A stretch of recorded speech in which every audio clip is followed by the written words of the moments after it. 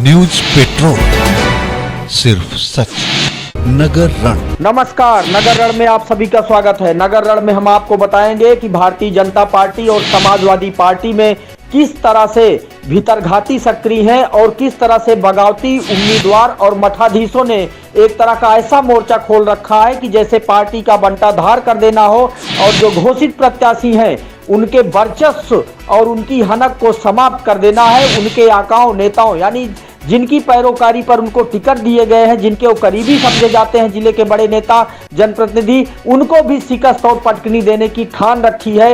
ऐसा कुछ सोचते हैं बागी तेवर के उम्मीदवार और बागी तेवर के मठाधीश। हम आपको ये सभी बताएंगे कि इससे फायदा किसको होता है। उसके पहले ये चीज आप जानने की कोशिश करते हैं कि टिकट के दावेदारी को लेकर कैसे जंग छिड़ी थी। हम आपको लगातार बता रहे हैं नगर रण में टिकट की दावेदारी के दौरान भारतीय जनता पार्टी में जहां कई खेमे नजर आए थे, वहीं समाजवादी पार्टी में भी कई खेमे नजर आए थे। भारतीय जनता पार्टी में जहां जिला अध्यक्ष का खेमा अलग दिख रहा था, वहीं पूर्व विधायक धीरज ओझा का खेमा अलग दिख रहा था, वहीं राजेंद्र मौर्य जो सदर विधायक है उनका खेमा अलग दिख रहा था और सांसद का खेमा बिल्कुल अलग था। और टिकट के दावेदारी की बात करें, टिकट के बंटवारे की बात करें तो सांसद के करीबी अध्यक्ष पदों पर टिकट पाने में कामयाब रहे और सांसद के करीबियों को टिकट दिए गए। इस तरह से सांसद के वर्चस्व को कायम रखा गया। अब लेकिन सांसद के वर्चस्व को चुनौतियां भी मिल रही हैं। कहीं ना कहीं लोग ये सोचते हैं कि सांसद के वर्चस्व को इसलिए खत्म कर दिया जाए कि सांसद संगमलाल गुप्ता ने योग्य उम्मीदवारों को दरकिनार किया और योग्यता को दरकिनार करते हुए ऐसे लोगों को टिकट दे दिया जो उस काबिल नहीं है और पार्टी के प्रति कभी समर्पित नहीं रहे हैं।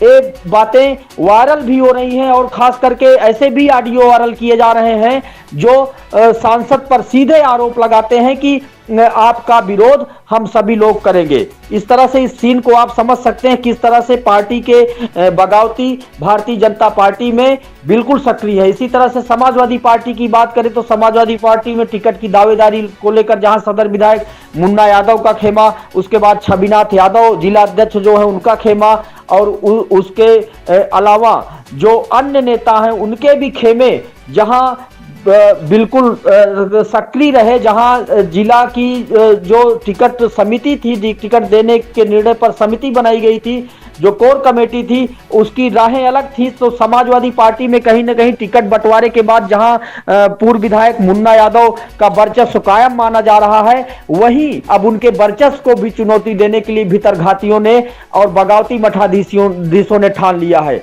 हम आपको ऐसा उदाहरण भी दे सकते हैं जहां गढ़वारा से लेकर कोहड़ौर में जब सपा का प्रत्याशी घोषित हुआ तो उसके खिलाफ एक मुहिम चलाई गई और समाजवादी पार्टी के जो दावेदार प्रत्याशी थे वह खुद प्रत्याशी बन गए। यही नहीं, भारतीय जनता पार्टी भी कोहड़ौर में देखा जाए तो जब प्रत्याशी घोषित किया गया तो उसके बाद जो दावेदार प्रत्याशी थे वह उसको हराने की मुहिम में शामिल हो गए और बाकायदा प्रत्याशी भी बन गए। यही स्थिति गढ़वारा में हुई जहां गढ़वारा में सांसद के करीबी के प्रत्याशी घोषित होने के बाद किस तरह से अनेक निर्दलीय के रूप में नामांकन पत्र दाखिल हो गए, वहीं दूसरी तरफ भारतीय जनता पार्टी के बगावती उम्मीदवार कैसे हराने की मुहिम में जुटे हैं। ये भी आप समझ सकते हैं इस सीन से कि सभी निर्दलीय प्रत्याशी के तौर पर चुनाव मैदान में कूद पड़े हैं। वहीं समाजवादी पार्टी की बात करें तो यही हाल उसका भी रहा है। कमोबेश समाजवादी पार्टी में भी एक गतिविधियां जारी हैं। गढ़वारा से लेकर सिटी, कटरा, मेदिनीगंज, कोहड़ौर, रानीगंज, सुवंसा और पृथ्वीगंज में जहां भीतरघाती सक्रिय हैं, वहीं भारतीय जनता पार्टी और समाजवादी पार्टी का सीधे आप इस भीतरघातियों के द्वारा और बगावतियों के द्वारा नुकसान देख सकते हैं और इसका सीधा फायदा बसपा को मिलने जा रहा है। सीधा फायदा बसपा प्रत्याशी को हो सकता है, जहां वोटों के ध्रुवीकरण और बगावतियों का सीधा असर बहुजन समाज पार्टी के प्रत्याशी को मजबूत बनाता है। ऐसा राजनीतिक जानकार और ऐसा राजनीतिक मठाधीश बताते हैं।